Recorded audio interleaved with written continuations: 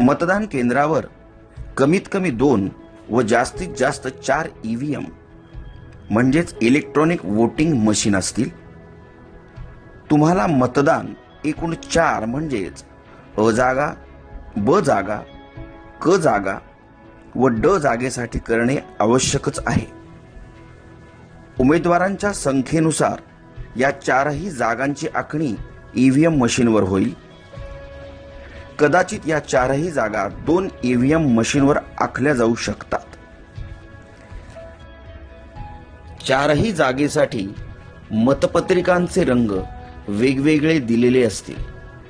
अ जागेसाठी पांढरा रंग, ब जागेसाठी फिका गुलाबी रंग, क जागेसाठी फिका पिवळा रंग व ड जागेसाठी फिका निळा रंग असेल।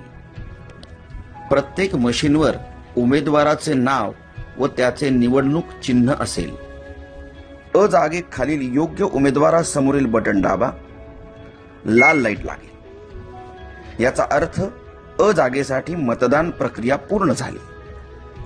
ब जागेसाठी हीच पद्धत वापरा, क जागेसाठी हीच पद्धत वापरा, ड जागेसाठी हीच पद्धत वापरा। एखाद्या निवडणूक जागेसाठी उमेदवार योग्य व सक्षम वाटत नसेल तर मशीनवरील NOTA नोटा याचा अर्थ नन ऑफ अबव किंवा वरीलपैकी कोणी नाही असा होतो, ते बटन दाबू शकता। पण जरा विचार करा, कारण तुम्ही भारत देशाचे सक्षम मतदार आहात आणि तुमचं एक मत देशाचं भविष्य बदलू शकतं। तेव्हा योग्य उमेदवार निवडायचा प्रयत्न करा। ड जागेसाठी मतदान केल्यावर बजर वाजेल। याचा अर्थ तुमची 4ही जागांसाठीची मतदान प्रक्रिया पूर्ण झाली। धन्यवाद।